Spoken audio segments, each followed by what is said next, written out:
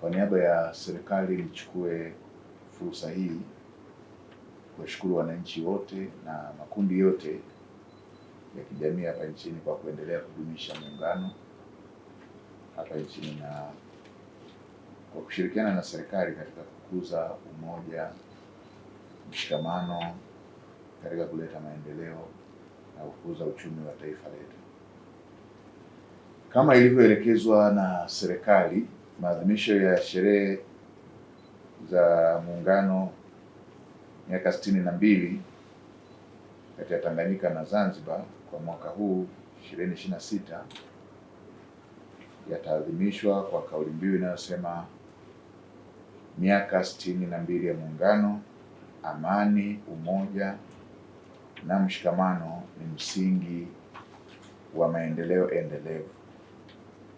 Aidha, kauli mbiu hii ya maadhimisho haya inaonyesha ni kwa jinsi gani serikali ya awamu ya sita inayoongozwa na Daktari Samia Suluhu Hassan, Rais wa Jamhuri ya Muungano wa Tanzania, inaweka mkazo katika umoja na mshikamano wa wananchi wa Tanzania kupitia makundi yote, yaani vyama vya siasa, vyama vya kiraia, viongozi wa dini pamoja na wananchi kwa ujumla. Maadhimisho ya sherehe za miaka 62 ya Muungano yatafanyika katika ngazi za mikoa yote nchini na viongozi wakuu wa kitaifa watafanya shughuli za kutembelea, kuweka mawe ya msingi na kuzindua miradi ya maendeleo. Aidha, kwa upande wa wakuu wa mikoa imepangwa pia kufanya shughuli za kutembelea, kuweka mawe ya msingi na kuzindua miradi ya maendeleo pamoja na kushiriki katika shughuli za usafi wa mazingira, kupanda miti na kufanya maadhimisho ya michezo mbalimbali.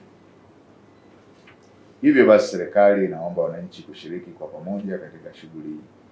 hizo ili kujivunia na kuweka sifa ya kipekee katika namna ambayo tutaendelea kuenzi muungano wetu wa Tanzania. Kwa upande wa Zanzibar patafanyika pia shughuli za kijamii ambazo zinahusiana na upandaji miti, usafi wa mazingira, maadhimisho ya michezo na sanaa mbalimbali, mashindano ya uandishi wa insha